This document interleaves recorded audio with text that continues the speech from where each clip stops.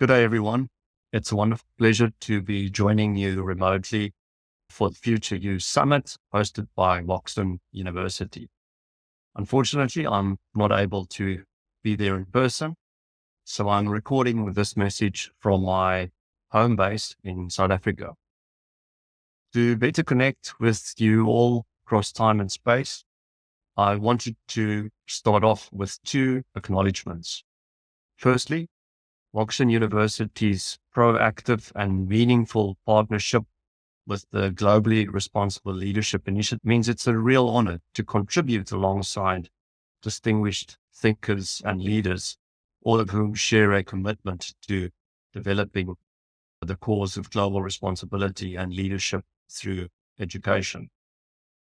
The summit is not just timely, it is essential. And Moxton, as a valued partner, that exemplifies the forward-looking and globally minded institution that we need for today's interconnected world.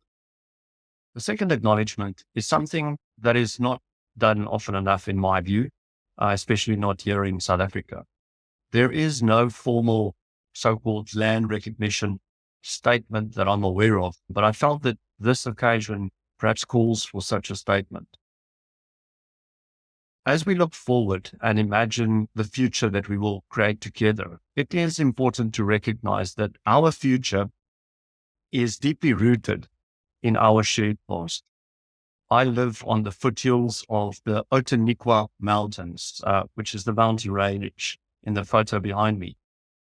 Outeniqua refers to the land of those who gather honey. Yes, some of you may have guessed this correctly. It refers to the land of the Khoi and the San people, the original custodians of the Southern African region, often collectively referred to as the Khoi San. They hold a unique and important place in the context of the human diaspora.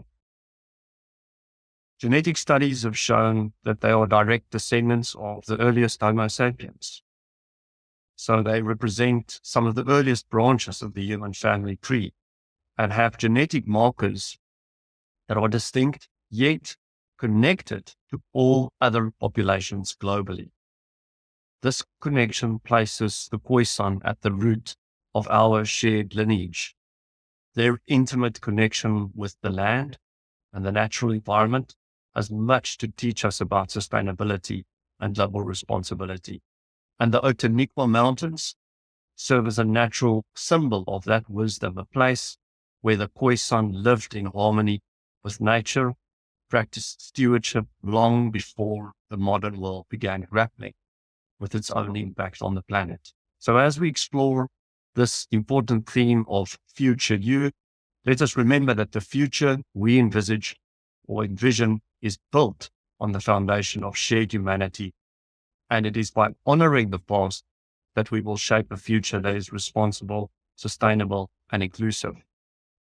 Now, I was invited to say a few words about the notion of globally responsible impact, which I believe is not just an aspiration, but a necessity in our interconnected world.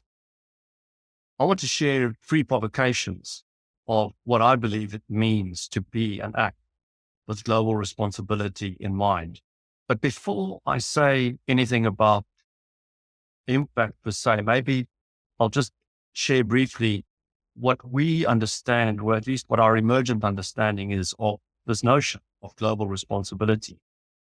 The GRLI has long maintained that we do not have the answer to this particular question, but that we are most certainly prepared to continue holding the question around what global responsibility is and how it might be developed in how we learn, live, and lead.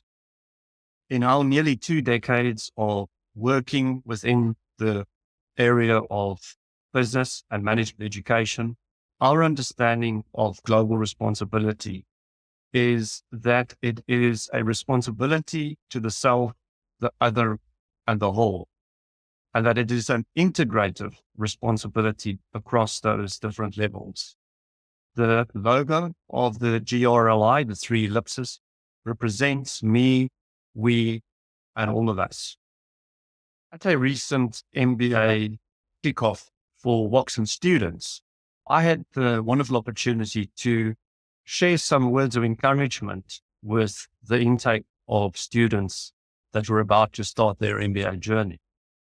And I suggested to them that there are three interconnected questions that may be of value to them. And those 3 points related to context and an appreciation of what is really happening around us. It related to relationship and specifically how the self, the other, and the whole relate to each other. In other words, the I, the we, and all of us. And then lastly, what I suggested was that questions or inquiry is of particular relevance in today's world. And specifically holding the question that we've been holding at GLI in recent years, which is quite simply, what is important now? Given the current context, given the state of relationships, what questions should we be working with? I'm going to explore and build on these 3 points to share with you some thoughts on globally responsible impact. So my first provocation about globally responsible impact is that it must be contextually resonant, which suggests that it is both global and local, and that it integrates the well-being of people, the protection of the planet, and the promotion of shared prosperity.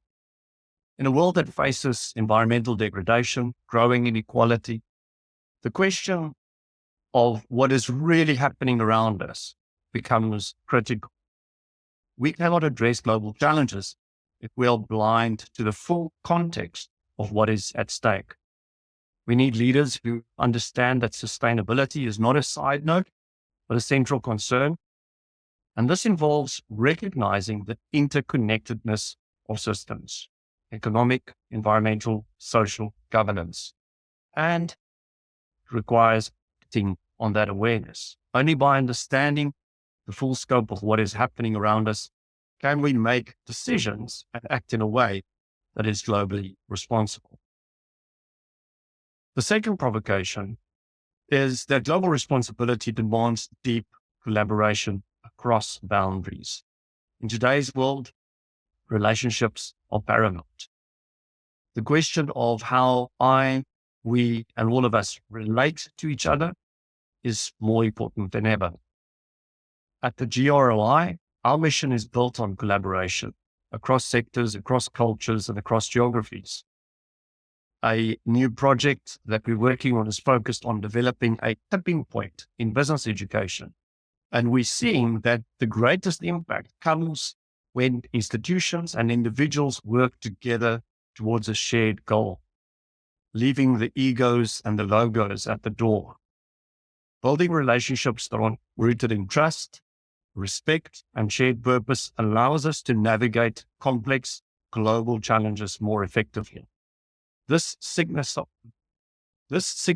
a shift from a reliance on technological progress and innovation towards developing what we've termed relational innovation.